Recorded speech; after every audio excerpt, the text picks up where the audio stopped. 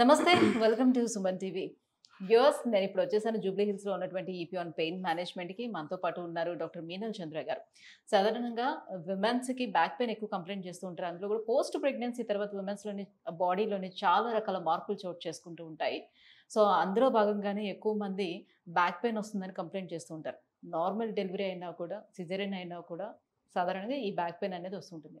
So ఇందులో ఉన్నటువంటి myths ఏంటి, ఫ్యాక్ట్స్ ఏంటి, చాలామంది చాలా రకాల డౌట్స్ కూడా ఉన్నాయి. ఎలా వస్తుంది ఈ పెయిన్ అనే దానిపైన, అండ్ దీనికి ట్రీట్మెంట్, ఎలాంటి ట్రీట్మెంట్ అందుబాటులో ఉంది, పూర్తిగా ఈ బాధ నుంచి బయటపడే అవకాశం ఎంతవరకు ఉంది, ఈ విషయాలన్నీ మేడం అడిగి తెలుసుకుందాం. Hello ma'am. నమస్తే ma'am, so back pain, so post pregnancy తర్వాత ఈవెన్ సిజేరియన్ అయినా కూడా, నార్మల్ డెలివరీ అయినా కూడా వాళ్ళు బ్యాక్ పెయిన్ ఎక్కువగా కంప్లైంట్ చేస్తూ ఉంటారు లేడీస్. సో సాధారణంగా సిజేరియన్ అయితే ఏంటంటే అక్కడ ఇంజెక్షన్స్ ఇస్తారు కాబట్టి దానివల్ల బ్యాక్ పెయిన్ వస్తుందని అందరిలో ఉన్నటువంటి ఒక, అది అపోహ కావచ్చు, నిజం కావచ్చు, అది మీరే డిసైడ్ చేయాలి అని అనుకుంటారు. కానీ మీరు నార్మల్ డెలివరీ అయినప్పుడు కూడా ఎందుకు వస్తుంది అని? సో పోస్ట్ ప్రెగ్నెన్సీ తర్వాత సేక్రోయిలియక్ జాయింట్ పెయిన్ చాలా కామన్ గా ఉంది. It is most important cause of pain after pregnancy. So ఏమవుతుంది, డ్యూరింగ్ ప్రెగ్నెన్సీ ఇది పెల్విస్ లో బేబీ అకామిడేట్ అవుతుంది and then baby is delivered కదా. సో అన్ని లిగమెంట్స్ ఎవ్రీథింగ్ గెట్ స్ట్రెచెస్. ఆ ప్రెగ్నెన్సీ తర్వాత it come backs to normal. కొన్ని patients లో it doesn't come back to normal.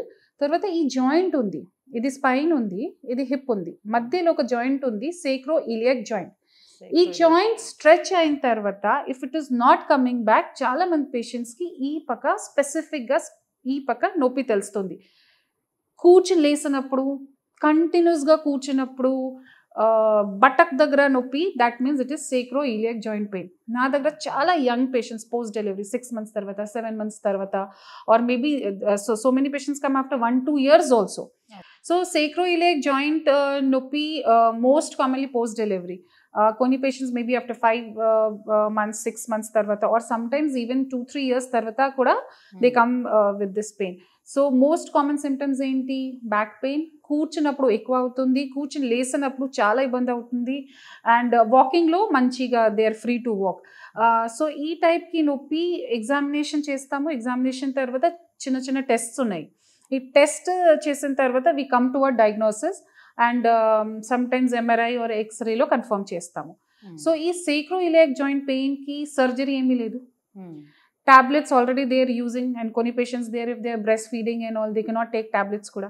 So నా దగ్గర ఇంజెక్షన్ ఉంది, ఓకే, సేక్రోఇలియక్ జాయింట్ ఇంజెక్షన్స్ మషీన్స్లో చూస్తూనే జాయింట్ కరెక్ట్గా చూసిన తర్వాత ఇంజెక్ట్ చేస్తాము. ఓకే, తర్వాత ఎక్సర్సైజెస్ ఉన్నాయి. వెంటనే విదిన్ ఇంజెక్షన్స్ 1-2 weeksలోనే నొప్పి తగ్గిపోతుంది. సో సేక్రోఇలియక్ జాయింట్ పెయిన్ చాలా మంది పేషెంట్స్కి ఐడియా లేదు. కామన్గా ఏం చెప్తారు, నాకు డెలివరీ టైంలో ఇంజెక్షన్ ఇచ్చారు కదా, అనస్థీషియా ఇంజెక్షన్ ఇచ్చారు కదా, ఆ నొప్పి అలాగే దానికి సైడ్ ఎఫెక్ట్స్. సిజేరియన్ అయిన వాళ్ళకి ఇలా ఐ మీన్ ఈ జాయింట్స్ అన్ని కూడా స్ట్రెచ్ అయ్యే అవకాశం వాళ్ళకి ఉండదు కదా, సో వాళ్ళకి ఎందుకు ఆ పెయిన్? ఇది it is not because of caesarean, it is because of pelvis, stretching of the pelvis because of the baby. ఓకేనా? సో ఇది సిజేరియన్ తర్వాత కూడా స్టార్ట్ అవుతుంది, నార్మల్ డెలివరీ తర్వాత కూడా సేక్రోఇలియక్ జాయింట్ నొప్పి చాలా కామన్ గా ఉంది. సెకండ్, ఇది తర్వాత స్పైన్ లో లిగమెంట్స్ ఉన్నాయి, సూప్రాస్పైనస్ లిగమెంట్, ఇంటర్స్పైనస్ లిగమెంట్స్. ఈ లిగమెంట్స్ లో స్ట్రెచ్ అయిన తర్వాత కూడా, వాపు ఉంటే తర్వాత కూడా they can feel pain post pregnancy. Okay, and then muscle pain చాలా కామన్ గా ఉంది. యూజువల్ గా muscle pain we ignore, okay, but muscle pain is also one of the very important reason for pain post pregnancy. Okay, andukante they keep on holding the baby, tarvata abnormal position, and their hormonal changes are there, that is they are going through. So all these things, all these factors contribute well, they get back pain. Okay, so పిఆర్పిలో కూడా వాళ్ళకి ఎన్ని sessions ఉండే అవకాశం ఉంటుంది? అది కూడా depend on patient. Patients లో డిపెండ్ అవుతుంది, పేషెంట్ సిమ్టమ్స్ లో డిపెండ్ అవుతుంది, తర్వాత ఎంత డ్యామేజ్ ఉందో లోపల దాంట్లో డిపెండ్ అవుతుంది. సో యూజువల్ గా 1 sitting or maybe in some cases 2 sittings, but 1 or 2 sittings సరిపోతుంది ఉంది జనరల్ గా for sacroiliac joint pain or ligament pain కోసం. 1-2 sittings is more than enough. Okay. దీంతో పాటు కూడా వాళ్ళు ఫిజియోథెరపీ లాంటిది ఏమైనా తీసుకోవాల్సిన ఎక్సర్‌సైజెస్ ఏమైనా చెప్తారా దానికి? తప్పకుండా ఎక్సర్సైజ్ చాలా ఇంపార్టెంట్ ఉంది. నా పెయిన్ మేనేజ్మెంట్లో ఎక్సర్సైజెస్కి role is more than 30-40%.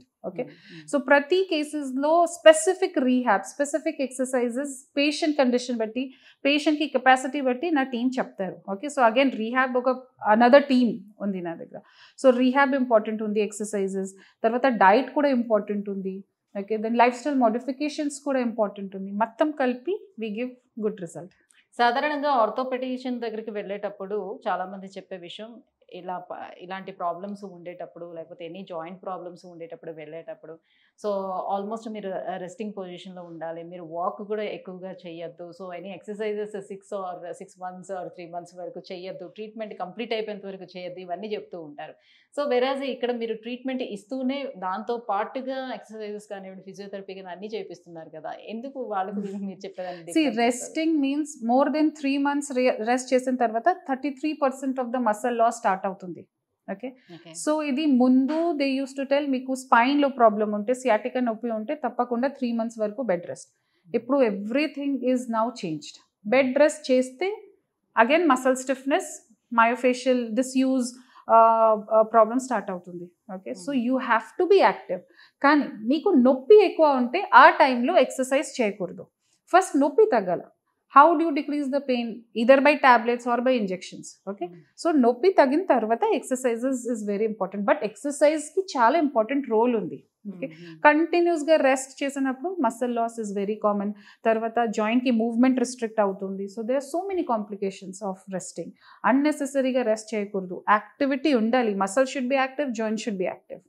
సాక్రోయిలియక్ joint pain ఉండేవాళ్ళు ఎలాంటి పనులు చేయకూడదు, ఎలాంటి ప్రికాషన్స్ తీసుకోవాల్సిన నెసెసిటీ ఉంటుంది? వెయిట్ లిఫ్టింగ్, కంటిన్యూస్గా బరువు లిఫ్ట్ అవాయిడ్ చేయాలి.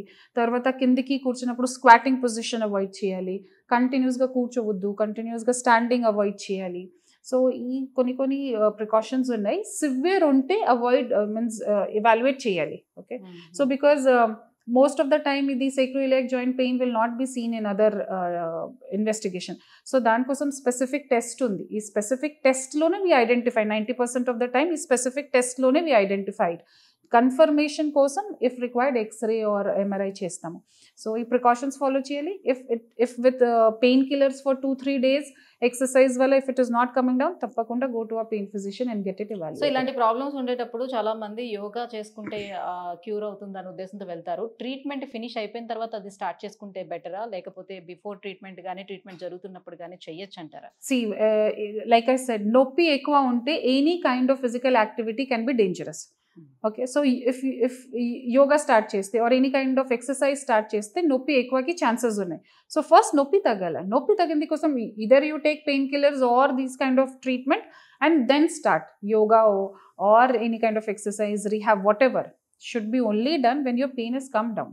నొప్పి ఉంటేనే చేస్తే చాలా కష్టం. Right, thank you so much ma'am. So post pregnancy తర్వాత లేడీస్లో వచ్చేటువంటి బ్యాక్ పెయిన్కి రీజన్స్ అండ్ ట్రీట్మెంట్ గురించి కూడా తెలియజేసినందుకు thank you. Thank you so much.